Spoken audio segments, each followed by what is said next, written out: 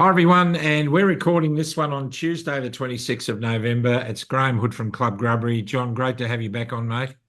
Thanks, Hoodie. Great to be here again.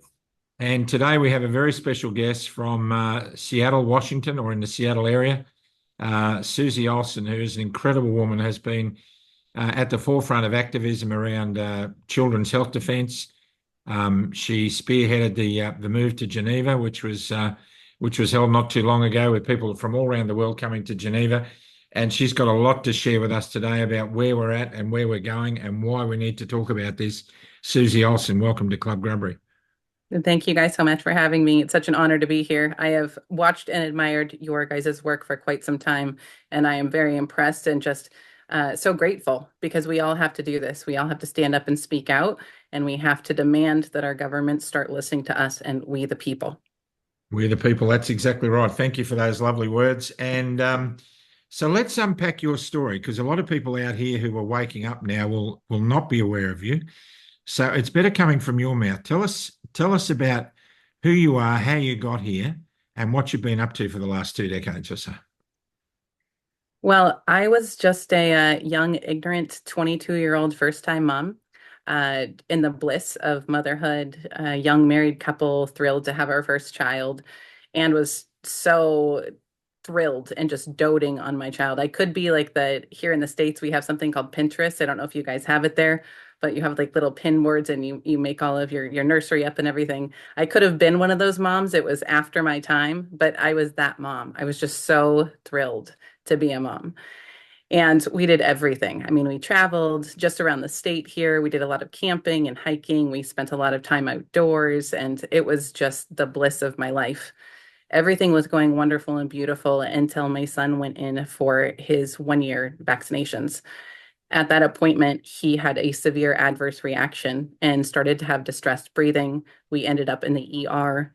And from that day forward, he had the inability to walk, talk, or make eye contact. He had lost every single skill that he had made up until that point that day. Within days, he was vomiting, he had diarrhea, he had rashes all over his body. It was just a horrific experience. And the medical field and the allopathic medical model didn't care to even consider the fact that it could be vaccines. Again, I took him in for all the vaccines, so clearly I was a pro-vaccine parent. So to call me anti-vaxxer or say that I was, a science denier was just absolutely insane, because if that was the case, my son would have never been injured by those vaccines. So that was the beginning of the journey and the foundation of why I'm here on this show today.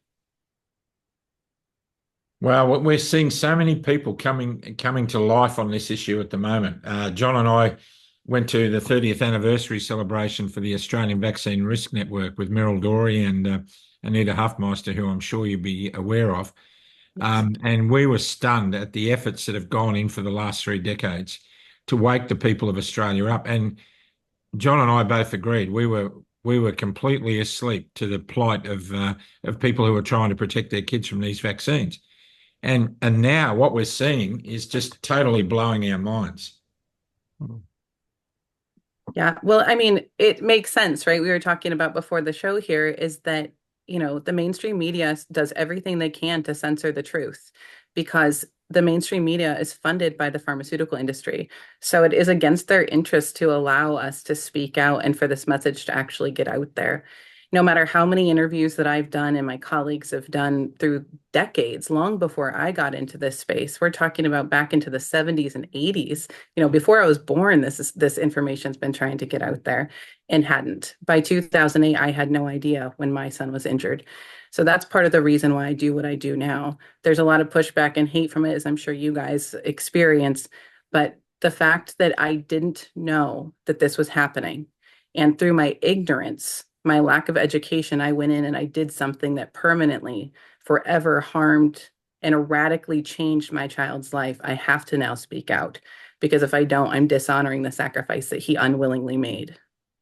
Wow, that's a pretty powerful statement to build this interview on, John.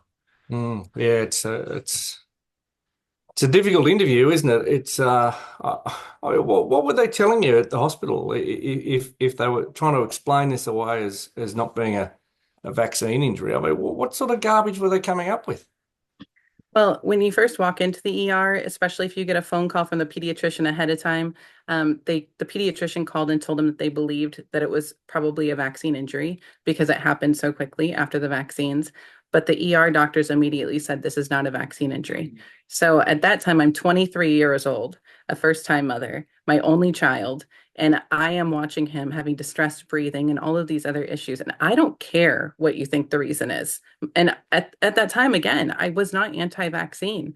So I just say, I don't care what you believe it is, just help my baby. I'm crying hysterically. I don't know what to do. I just want them to help my child. So it felt like right from that moment on, that first conversation, that first interaction, it showed me that there was some other greater agenda at play, because otherwise, why would that be even a conversation we'd have at that time? It shouldn't have happened. They should have taken him, they should have helped him, and that should have been the end of the story. But that's just not the way that it works here, especially with where I live and some of the political influences that are very prominent. Well, I think it's a case of it's not just in your area. I think from what we're finding out that this seems to be a worldwide phenomenon, that this is just treated as nonsense. And anyone that thinks that it's a reality is gaslighted. Yeah, I say my area, and that probably does sound quite ignorant because I know what's going on everywhere. I say my area because Bill Gates is here, and Yeah. he started IHME at the University of Washington back in 2007 with a $105 million grant. And IHME, we can get into this later, I'm sure, was the institute, it's Institute for Health Metrics and Evaluations, that said that we were going to see 2 million plus people die from COVID here. And so there's just a lot of corruption and collusion here between the University of Washington Medical Center, which he is a very large donor of, IHME, again, which he established, Children's Hospital, John Hopkins. He is the person that controls much of the state, including the fact that he was our governor's top donor for the 30 years that he was in office throughout different political endeavors here. So when I say my area, it's because we've experienced the wrath of Bill Gates, is what I will say, in this specific small area in the Pacific Northwest. How do you explain the fact that a lot of the pushback you get is from everyday people who are just really, really angry that you don't want to vaccinate your children? And I mean, I'm an anti-vaccinator. I'm not ashamed to say it. I mean, I'm ashamed to say that it took me so long. I don't believe there should be that title. I think we should all be, we should all have autonomy over our bodily rights and that of our children. But there seems to be this incredible angst from everyday people. It's kind of like they bought into some kind of narrative, and it terrifies them that they may have made the wrong choices. Do you notice that over there? Absolutely. And what I'd say is I think that it's fear.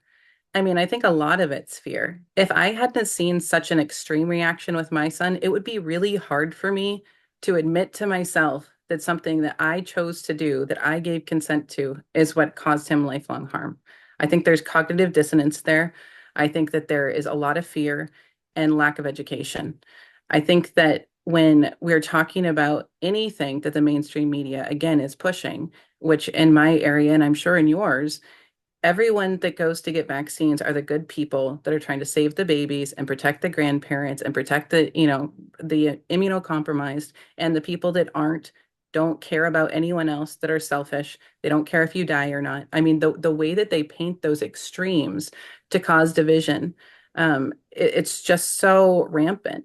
And so I think that people want to feel good about their choices. I did the right thing. I'm a good parent. There's no way I could ever do anything to hurt my child. And then those people that don't have children or don't have injury in their lives or don't have someone that has an illness in their lives that could be attributed to the vaccine, I really believe it's that group think. I have to be a part of the cool kids club. I go get my COVID jab and I get my free hamburger and milkshake, and I get to get my I got my COVID shot sticker in my frame on social media, and everyone praises me for it. It's just become such a strange cultural phenomenon, but I'm seeing it. It happened with HPV vaccine as well, the human papilloma virus vaccine, but the way that it's happened with COVID is at least 10 times what happened with that vaccine. Mm. And everyone seems to be perpetually hysterical about being offended by woke LGBTQ, rainbow stuff. Doesn't matter what it is. Some, people put you in a box. I mean, but it's at another level here. I mean, the public or the community seems to just, as you say, just seems to hammer in on people that have a different concept or a different understanding of the vaccines. But that's okay. But I mean, if I was to make a statement about somebody's color or religion or sexual preference, you'd almost be in jail. Absolutely. It's really interesting the way that works out. It's my friend, a good friend of mine, Kevin Barry, is an attorney out in New York, and he started something called Liberty Now. And he wanted to create something kind of like the LGBTQ flag that's a liberty sign. It's the Statue of Liberty, saying that we have right to protection, a class protection, just like LGBTQ community or any other minority community, but that we deserve that kind of protection. There's been actually quite a bit of acceptance of that, but the pushback is hate. It's vitriol. It's absolute insanity the way that people come after us and just say, I hope that you don't get any kind of medical treatment if something happens to you. I hope that I hope that you die. I hope that your children get sick and you're in the hospital refuses to treat them. It's just the hatred that has been instilled. But again, I don't think that comes from an individual. I think that comes from the group think and from the media about the way that they're trying to weaponize this entire situation. It's easier to fit in and feel like you're part of the club than it is to be an outlier. And that's what they've done, virtually what they've done within this COVID space. It's kind of strange because a lot of people are wishing upon us things that will happen to them without realizing that what they're wishing is bad things to happen to them. For example, we just had the misinformation, disinformation bill fail in the Senate, luckily. For the moment, there'll be another attempt at it, we're sure. But looking at some of the hate speech on the other side of the fence, there are people who are saying, it would have been worth the loss of our freedom of speech just to see you ratbags shut down, all you nut jobs, that we don't have to listen to you anymore, when they clearly have a choice not to listen to us anyway. But for some reason, they're magnetized to the narrative. And I can't help but think that they're hoping like crazy that we're wrong, and they're waiting to be the first to see that we've fallen flat on our face. When I spoke to a very good friend of mine this morning who told me 3 years ago that I was in vaccine denial because I was taking the stand that I was. And he commented this morning on just how many vaccine injured there are now. And he couldn't work out why people were in denial of the fact that young, like a 23-year-old ballerina, dropped dead while performing from myocarditis or some heart-related issue. He's totally shifted in his thinking. And we're seeing a lot more people waking up, and that's evident in the fact that the vaccine rates have gone right down in this country, right down. So tell us, your son he's now 18, isn't he? He's about to turn 18. Yeah. He's about to turn 18. But tell us as much as you can about his journey from when he had that vaccine. So he went from being a loving, playful, energetic child that was just happy. I mean, he really was. I feel like I hit the jackpot. Everyone told me it's going to be sleepless nights and exhaustion, and your hormones are going to be all over the place, and it's going to be so difficult. But he was sleeping through the night by 4 months old. He breastfed beautifully. He was just, he was a happy kid. He was happy to be outside. I had this little carrier, and again, we live in the Pacific Northwest, so we went on hikes all the time. We'd go up to Mount Rainier and go play in the snow, and it was just it really felt like a bit of a fairy tale as far as first-time parenthood went.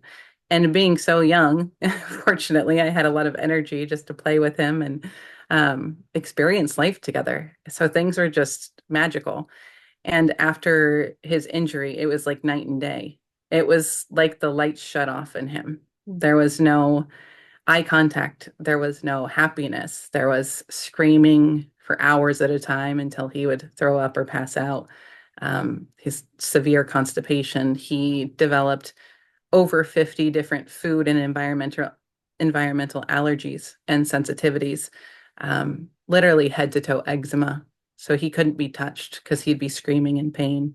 So he went from being this bright, beautiful, healthy light of a child to just being in excruciating pain on a very regular basis. When he was 3 years old, he was diagnosed on the autism spectrum. I kind of knew that it was ridiculous. It was a blanket diagnosis that everyone was going to get, but that's what they diagnosed him with. So that's what that was. But they also told me at that time I'd most likely have to institutionalize him and that there was no luck to see any kind of recovery or any kind of improvement. I was a very meek, sweet island girl. My grandparents mostly raised me, who were born during the Depression here. So I never really spoke out much. I was always very just nice. You know, I said, yes, ma'am, yes, sir. And I believed that kindness was key and smiled at everyone. But when that happened, I walked out of the hospital and I looked at his father and I said, there is no blanking way my son is going into an institution. I'm going to fight for him for the rest of my life, and he will get better. I didn't know how much better he'd get, but I knew that I wasn't going to give up. About 6 months later, I found an organization called Generation Rescue that was led by JB and Lisa Handley, who are beautiful parents of a child, Jamie Handley, that was also diagnosed with autism when he was around 2 years old. And they started this organization because when their child was diagnosed, who's just a few years older than mine, they had no options either. They were told the same kind of thing, institutionalize, just all the ugly things parents don't want to hear.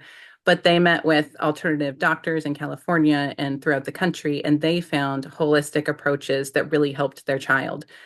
And after they got him to a better space, they said, we need to get this information out to everybody. And so they did. They started that organization, Generation Rescue, and started helping everyone. They ended up helping a celebrity's child named Jenny McCarthy, and she completely recovered her child based on the holistic protocols they'd done. And so she became the spokesperson, and she was a model and actress and had a big platform, but she went out and started speaking to the world about what you could actually do to help your child.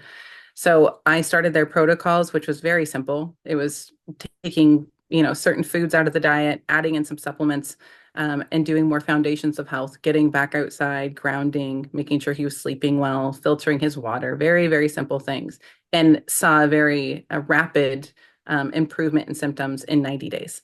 So that was my launch then into holistic health, and where I also work today with a lot of vaccine injury families because I saw the improvement that my son had, and want to help others experience the same thing. I mean, clearly you're a wonderful advocate for your son, and I'd attribute a lot of that progress to your advocacy and the way that you've been able to assist him. But what happens to those kids that fall through the gaps, those ones that go to hospital and the parents don't even realize that it's a vaccine injury and they don't get the support and they don't even realize that they're injured? Unfortunately, those children end up in a lot of pharmaceuticals. That's what they wanted to do with my son. They wanted to put him on sleeping pills, anti-anxiety pills, ADHD pills, and all of these drugs, none of them are tested for children to be on, especially small children. A 3-year-old should not be on 7 different medications, and that's how many they wanted to put him on. And then with those drugs, as you know, there are severe adverse effects from those. So then you're dealing with other things like constipation and bowel obstruction, and then you start with psychiatric disorders. And unfortunately, a lot of these children are institutionalized and they die long before their time. I mean, I was told that my son, even seeing 18, was not very likely, and he's turning 18 in less than 2 months. And he's struggling with other new health issues, but he's also thriving in so many ways. He's 6'5", he's beautiful, he's got clear skin, he loves to be outside, he jumps on his trampoline, we go camping, we go to the ocean, we go kayaking, and that's his element, is to be out in nature. And so he has joy in life. But what the doctors tell you is they give you no hope. And so parents, I think, shut down. And I think it was also a blessing that he was my first and then became my only child because of the fact that I wanted to give him everything I possibly could. And for other people that have had 2 or 3 other children or have children afterwards before they realize that their child is actually injured by vaccines, it's very difficult to give all that time and energy to one child. So in many ways, my son was blessed for being the one and only and being the center of everything. But again, I think it just all goes back to censorship of information. If people could understand that there is hope, that your child could improve with very basic foundations of health, I think we would see a huge turnaround in the chronic illness in this country. And we're hoping that that happens with Maha, with Bobby Kennedy, working with, Trump and that whole team.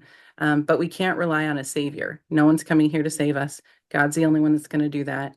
And as parents, we have to be willing to step up for our children and to go outside our comfort zone and to really push back on what that mainstream narrative is. Tell us about the journey you've been on with your activism. Where has it taken you? What are some of the outstanding things that you probably felt like us in the last few years? We found ourselves mixing with people and attending events that we would never have dreamt of. Give us a bit of a roadmap of you realizing that someone had to stand up and be an advocate. Tell us where you went with that.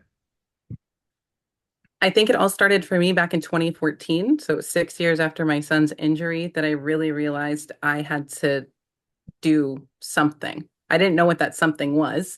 The first 5 years of injury were really intense, so I couldn't leave him. I couldn't go do anything without him. He was constantly with me, including taking showers. He was sitting outside the shower. I mean, there was no time where he wasn't attached to me.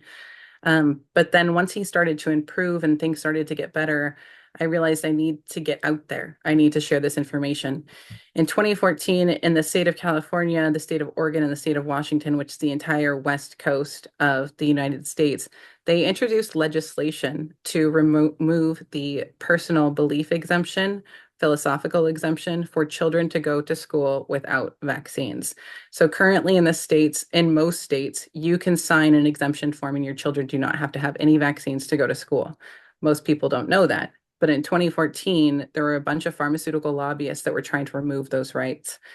We had SB 277 in California. We had House Bill 442 in Oregon, and we had House Bill 2009 in Washington. Anyone can look up those bills and you can see that it was very clear who were behind them and that they were trying to make it so that children would be forced to be vaccinated to attend public school. If you're a rich family and you can afford to only have a one, income household and you can choose to homeschool your children or send them to charter schools, that's fine because you could still opt out of vaccines. But if you weren't, if you were a typical family or a low income family, you'd have to send your children to school and they would be mandated to get vaccinations. I had never worked legislatively. I'd never lobbied. I'd never even read a full bill text. I had no idea what the heck I was doing, but I saw this and I started looking everything I possibly could up on YouTube and learning how to read legislation, how it was drafted, how you introduce it, and how you fight back. So I started fighting then. And that's when Bobby Kennedy started getting involved on this side of the country, along with, again, JB Handley and a bunch of other organizations. An organization called Health Choice was a big one at the time. And so we all started pushing back on that legislation. California, unfortunately, lost their battle, but Oregon and Washington, we won ours. And I just couldn't stop after that. I got connected then, as you guys were saying, you've met so many people throughout this time. I got connected with so many people throughout that time. And I connected with Polly Tommy, Andy Wakefield, Del Bigtree, all of those guys. And I jumped on the Vax tour with them. So I did a couple of tours on the Vax bus and traveled and went and spoke to other parents that had the experience of vaccine injury. And unfortunately, spoke to several parents that had also lost children to vaccines. So that was my first getting out of my small little island area and starting to travel the country to get the information out there, because we knew we had to be outside the mainstream media. We knew that they weren't going to cover anything that we were doing. And so we had to get out and had to bring the information to the streets, basically. And that is what we did. I think it's pretty clear in sort of Western society that at the moment, I think we do have freedom of speech as much as it's being as much as it's being looked at, and people are trying to take it away from us. But the one thing that I think we don't have is the freedom or autonomy to decide what goes into our bodies. And that is pretty evident when you see these mandates that are around the world. They're not in any one country, but that they seem to be universal. That whether it be going to school, you've got to have these vaccines. Whether it be for going to work, whether it be for even accessing a payment through a government system, or childcare. Yeah, I mean, it's at every level in Australia, at least. It seems to be one of the green ticks that you have to have, otherwise you can't continue normally. Is that your experience? Yeah, we've seen that a lot in the States too, which is one of the reasons I've never accepted any kind of state or federal aid for my son, because they say if you accept XYZ, then they have a right to make decisions for your child or for your children. Um, it's just the way that the government and the state agencies manipulate parents, especially people that are in vulnerable situations. Again, it's so interesting because I live in such a liberal area where they talk about protecting the little guy, protecting the minorities. Yet when it comes to this, those are the people that they attack first.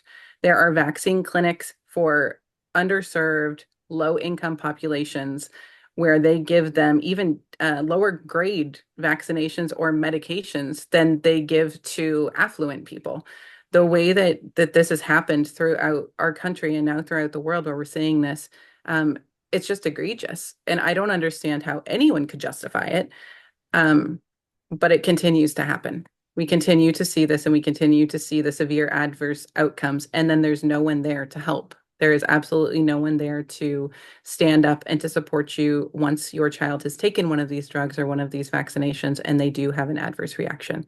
When I told doctors my son, was harmed by vaccines, they didn't offer to help me. They dismissed me and, that was it. And they said, you're just going to have to get used to this and stop living in denial. Living in denial. Hmm. That applies to them. Denial means don't even know I am lying.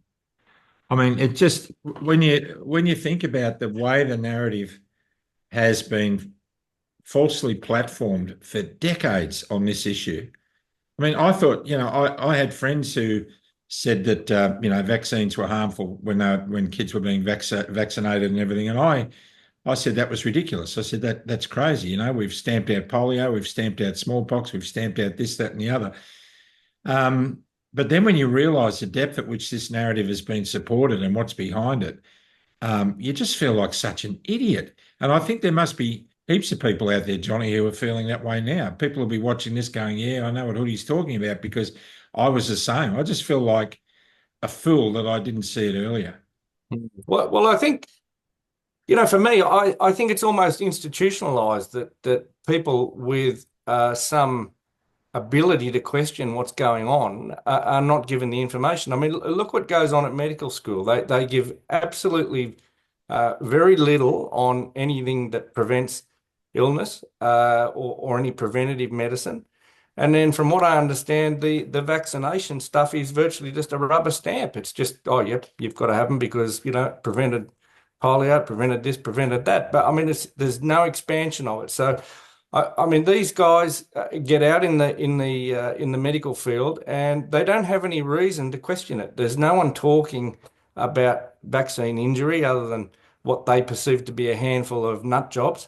And even if you do start talking about it, the regulators are on your back. They're sending letters. They're sending investigators round to your doctor's surgery saying you're undermining the government's position on vaccines. You're putting lives at risk.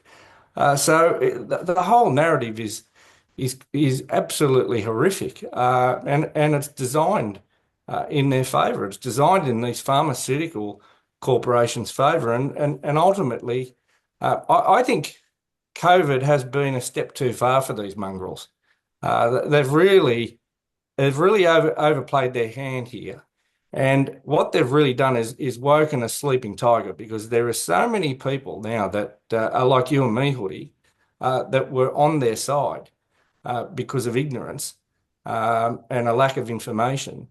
But now they've exposed themselves and they're going to be in for one hell of a ride. Exactly. And I go back to when I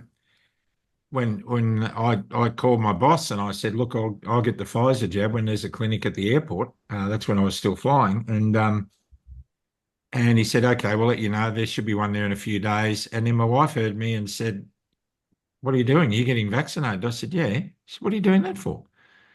She said, have you done any risk benefit analysis? And I said, well, no. She said, well, shouldn't you? Isn't that the very nature of your job? You do risk benefit analysis on a plumbing fitting that we buy for the farm. And for something like this, you're not paying any attention. And then when I realised that I had a right to give informed consent, but there was no information to base that consent on, that's when all the rest of it just started to gel for me. And people, it's like the right to vote in a democracy. We have voluntary informed consent, which is an absolute right, and we're expected to use it, but we don't use it. We just trust people. And I think we're at a stage now where not only do we not trust health or government, we don't trust the media, we don't trust the legal fraternity, we don't trust law enforcement with lockdowns and the way they were managed, and we don't trust the judiciary. There's precious little we trust. Are you finding that as well? Yeah, absolutely. I mean, again, with going back to the regulatory bodies that John was talking about and what you're saying about informed consent, the FDA and the CDC did everything that they could to make sure that we didn't have informed consent. I sat on those 9.5 hour vaccine and related biological product advisory committee meetings, and those were the ones where they were going through the Pfizer clinical data, where they were going through the AstraZeneca data, where they're going through the Moderna data, and it wasn't showing that these jabs were going to stop transmission. It wasn't showing that they were going to stop deaths. It was showing that they were going to stop or slow severe hospitalization. But they didn't even know if that was the case because they needed to have longer term safety data to be able to find that out. I just think that it's extraordinary to me that no one questions any of that. Not only did we not have the data, we didn't have the double blind placebo controlled studies, but vaccines are the only product in the States that has zero liability. In 1986, we had the National Childhood Vaccine Injury Act that came out and said that any vaccine that is put on the recommended schedule, you cannot sue them for. You cannot sue the vaccine manufacturers. You can have a severe lifelong disability that is proven that is caused by the vaccine, or you can have a child that dies from a vaccine, but you cannot sue them. Instead, you pay 75 cents-ish for every vaccine that you go get your child to a fund, and then you have to go to a special vaccine court and apply for compensation. Most of those cases are never heard. Hardly any of them are ever paid out. And even with that, in the last 30 years, 36, 7 years now, since it actually went into effect, they paid out over $5 billion in injury. If your child dies, the max compensation that you can get is $250,000. That's your compensation if your child dies. And again, vaccine injury court paid from the taxpayers. The manufacturers are never paying a dollar. If I go into McDonald's, and we saw this just a couple of decades ago, you go into McDonald's and you get burnt from a hot cup of coffee, you can sue for millions of dollars. But you get a mandated vaccine and you cannot sue that manufacturer. That makes absolutely zero sense. If people just understood that, I think they'd question a lot more before they took these jabs. But unfortunately, that's not spoken about because vaccines are touted as a savior. They are going to save you from suffering. They are going to keep you safe. You're protecting grandma. You're doing the right thing. You are the superhero. That is the way that this is all marketed, but it's just a marketing campaign and it's all BS. None of this is true. Getting injected with adjuvants and antigens and all sorts of chemicals that will never lead to health. That does not lead to health. You need to get outside, exercise, eat clean food, drink clean water, have a community, pray. These are the things that keep you healthy. But injecting your body with toxins is never going to make you healthy. And anyone that has the ability to critically think knows that. But that's the problem. We have completely discouraged critical thinking because it's much easier to go along with the groupthink and to be a part of the crowd than it is to push back. It's sad, but that's what we're dealing with, especially with the generation that I've grown up in. Sorry, John, go. I was just going to say, what do you think repealing that bill would do to these pharmaceutical corporations' business model? I think that they would go bankrupt. That was the reason that it was put into place in the first place. Ronald Reagan saw, and the vaccine manufacturers and the lobbyists went and saw that they were not going to be able to handle the lawsuits coming at them. Because at that time in the 80s, we had, instead of having diphtheria, tetanus, and acellular pertussis, which is an attenuated, smaller version of a pertussis vaccine, we had whole cell pertussis. And that whole cell pertussis was causing brain injury and death. So we don't give that any longer. We don't give DTP in the States any longer, but we do give them in other third world countries because we don't care about them. And that's the sad truth of it. But they're going to go bankrupt. So that can't be repealed. I hope to God and I pray every day that, Robert F. Kennedy Jr. will get in as the Secretary of HHS and that he can change this. But that's an extreme uphill battle because you're talking about a multi-trillion-dollar industry, and fighting a beast that large with dollars that high is going to be extremely difficult. And I have to say that having the last name Kennedy and being so out there against such a criminal organization, these drug cartels we're not talking about the Colombians, we're talking about big pharma. They'll stop at nothing, these people. Life and death doesn't worry them. I'm glad I'm not on Robert F. Kennedy's security detail. That's all I can say. But he's a very brave man for doing what he's doing. But what prices have you paid for your activism, your family situation, and how has that survived? How has your marriage survived through all this? Marriage did not survive. It wasn't because of activism. It was because of vaccine injury. It tears families apart. It does. The amount of time and energy that you're putting in to take care of your child, and you can't give anything to another person. You have to choose. And I chose my son, and my son's father chose him as well. And that was the best thing that we could do for him. It destroyed a lot of our lives. It destroyed our family relationships. We lost most of our friends. And then activism made my entire community think that I'm crazy, which, I'm kind of okay with at this point because I'm still an island girl, but I'm no longer the meek island girl. I am fine with being outspoken and with people hating me because I always say that the cliche that I would rather be hated for my honesty than loved for my lies. And at some point, you will come back. And at some point, and during COVID, this has happened where people that have just attacked me for the last decade, 2 decades almost now, have come back and said, I'm sorry. And I see what you were talking about now. And I'm not going to give any more vaccines to my children. And I just continued to love them and just hope and pray for them from afar because that's what you want. You don't want any more people to suffer. We're not like the other side. It's unfortunate, but the other side, they wish all of this illness and this death and this pain upon us. But those on this side that have seen what can happen, we're sitting here hoping and praying for you that you're going to be okay, that you don't have to learn the way that we did, because we don't want children to suffer. We don't want adults to suffer. We don't want to see your families fall apart. We don't want to see you lose your income. We don't want to see you in pain. We want to see you succeed and to live healthy lives and to see your children live to their fullest potential because that's the way that it's intended to be. So the pushback and the hate, although sometimes, yes, it hurts. Sometimes I cry. Sometimes it feels like I'm never going to be able to get through to people. I realize it's not me. I'm just a tool in this battle, and I'm willing to be used in whatever ways I can be. And if I can get through to one family to help one child, then that's worth it.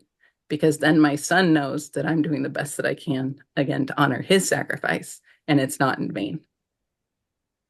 Well, you just summed up all the people that we know on this side of the fence. You've just summed us all up.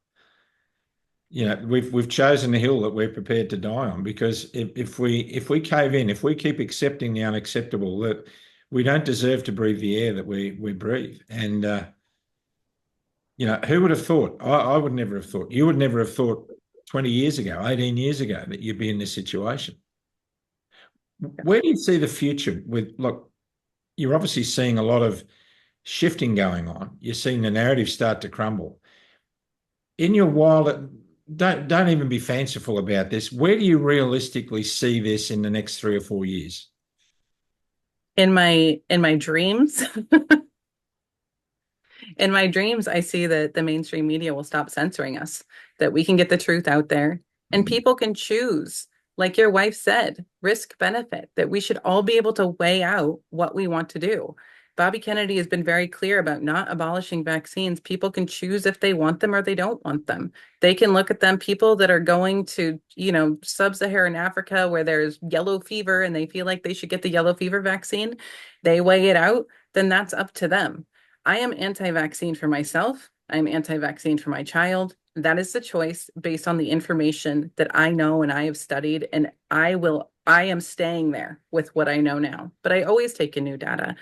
I would love for us to get to a place where all of the information is released. HHS can come out and say, here is what we're seeing. FDA will release their data.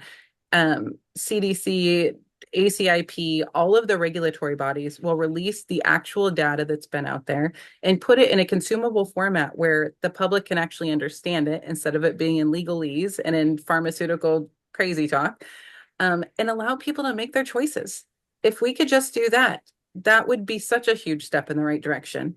But it also goes to, they're cracking down on homeschooling because they want government indoctrination schools to be the only way your children can be educated. They're coming after homeschooling communities, co-op communities, any kind of alternative schools. So my, pie in the sky would be that none of that would happen, that people could educate their children however they wanted to. They're trying to take away your ability to own your own home and to raise your own gardens. I would love for that to go away.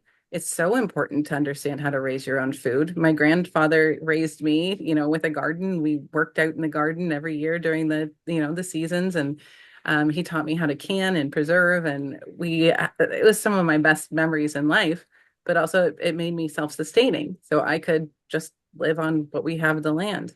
I would love to see the toxins come out of our food, the food dyes, the preservatives, the GMOs. I would love to see regenerative agriculture become the norm.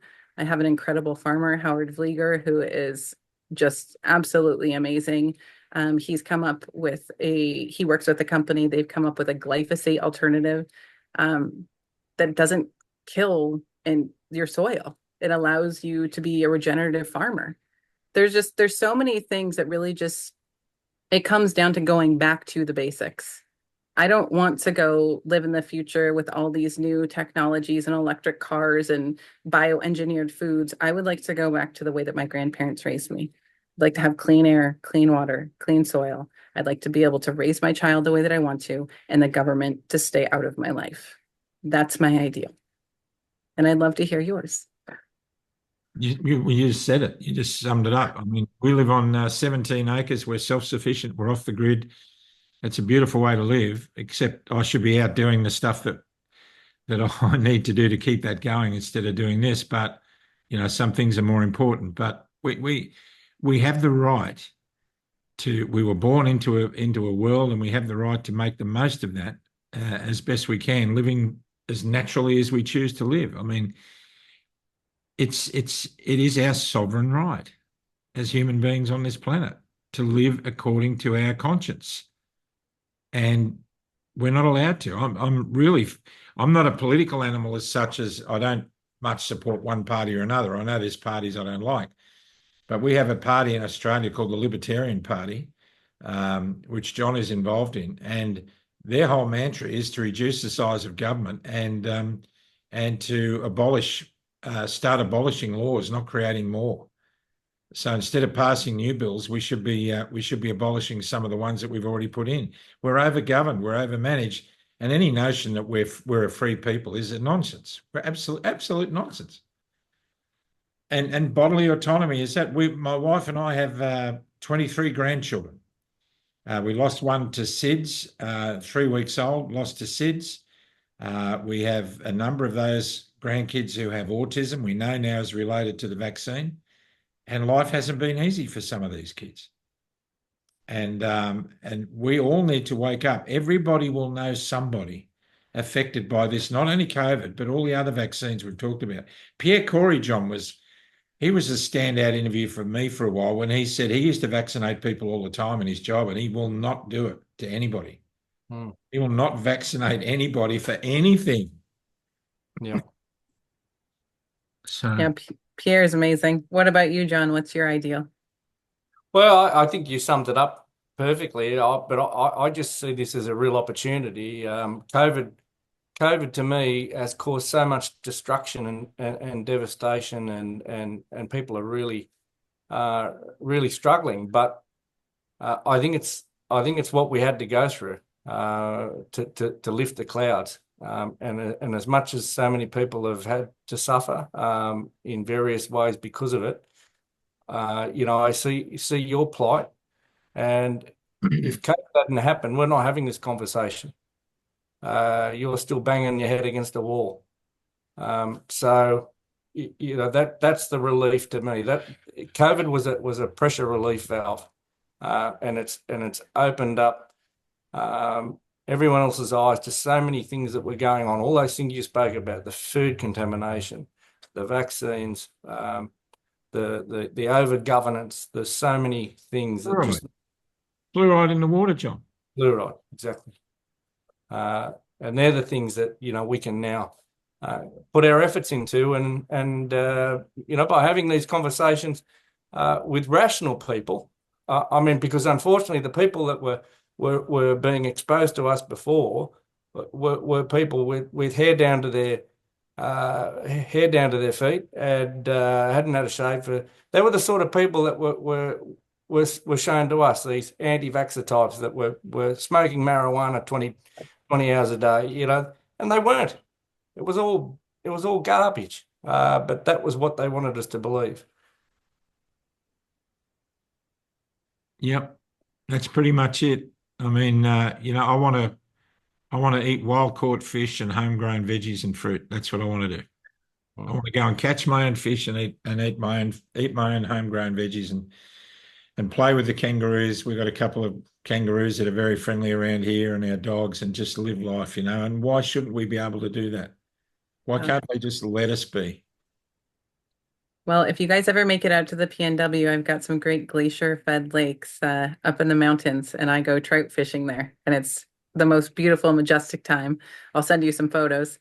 You're always welcome to come join and bring. I don't know if you want to bring all 23 grandchildren, but you could bring a few of them if you'd like. We just, we live in an amazing world. It's still a beautiful place. And have you run into Bill Gates, because you're pretty much neighbors? I have, yeah. And I went to the Bill and Melinda Gates Foundation. I actually took Dell there. I've started and worked with countless nonprofits throughout the country. And one of my nonprofits was based out of Washington State. And we went to the Bill and Melinda Gates Foundation and walked through just to see, what they were doing and what they were promoting. And of course, it's vaccine saves lives, and it's new vaccine freezers that they're sending to Africa, and it's all this stuff. And the tour guide asked us, so what organization are you guys with? And Dell's like, oh, we're just, journalists and just curious about what you guys are doing. So we were kind of there in a covert way. But then they have a photo booth where you can take a photo, and you put, like, if you could change the world or make it a better place, what would you do? And we put something that said, like, allow everyone to have informed consent. And so that was then playing on the ticker that goes all throughout the entire foundation's building, which was a lot of fun. So, we do, throughout all of this and all the darkness and the sadness and everything else, we meet beautiful people. We make new friends like the two of you, and so many others. And it's really important that we continue to have hope, and to have hope for what the future can be, and to create the communities within our communities where you have support, where you know that you're not crazy. Well, mostly not crazy. I'm a little bit, but where you have that. And just focus on the beauty of what life is, because we do have so many things to be grateful for. And I really want to instill that into my child and to the children that I work with and the families that I work with, that it's so important that we work towards that. So doing community gardens is something that I'm a huge promoter of, where we can all get together and garden together, and have little garden tea parties, and go to the beach and have bonfires and sing together, and just, have the community where we know that we're not alone. And I really would just love to see more of that happen. These micro communities happen throughout the world, and they will grow and will keep expanding. And at the end of the day, we know that we are doing the work that we are meant to do, and that we're here fulfilling our own destinies, and have peace in that. Yeah, that sounds beautiful. It sounds really beautiful. Where do you see America playing out in the next couple of years with the political upheavals going on? I think it's going to be an insane game of chess. That's the way politics are. You never know exactly what's going to happen. Um, but I do believe that there are good people that are trying to work within this new administration. I've never been a big Trump supporter, which doesn't make me popular. I've never been against, but never also for, because I'm not super political on one side of the aisle. I am more libertarian, which we also have here in the States. I believe in keeping government out of my life. But I do think that the administration that's coming together is balanced enough for the most part. There's a couple of people that are pro-war that I'm not pleased with because I'm very anti-war. But I do see hope. I do see some of those things that we were talking about that we'd like to see with having the freedom to garden and to raise our children the way we want to have bodily autonomy. I see that that could be a possibility. And I'm not in control, and none of us are. We just have to keep hoping and praying that God's will's done and that we are continuing to be used in the ways that we should be and we need to be, and to be open to that. Sometimes it's really difficult. I may seem like an idealist. I'm not always sunshine and rainbows, but I do try to see the best in life, and I do try to see the positive in the situations that are before us. And I think that with Bobby Kennedy leading HHS, that's our best move. I think that he's our best hope as far as the food, the air, the water, and the vaccines come. Well, you've certainly lifted my spirits today, Susie, and we really appreciate this interview. It's been a very beautiful interview. I'm very happy to be here and just so thankful that you guys were so patient with me and the times and everything. And it's just been wonderful. So please let me know if there's anything I can do to support either of you and any of the things that you're doing there in Australia and beyond. I would be more than happy to. That's wonderful. Thank you so much. So let's bring it to a close with a prayer, shall we? Please.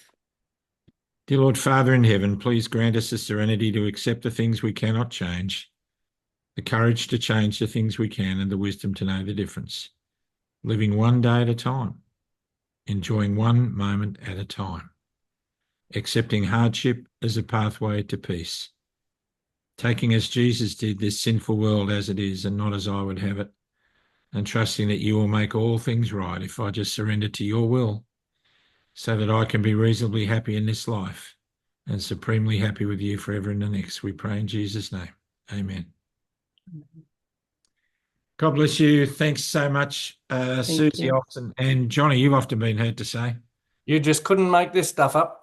You couldn't make this stuff up. Stay out of the trees, everybody. And don't forget, if you love somebody and you haven't told them, it's time you gave them a call. They might need to hear it.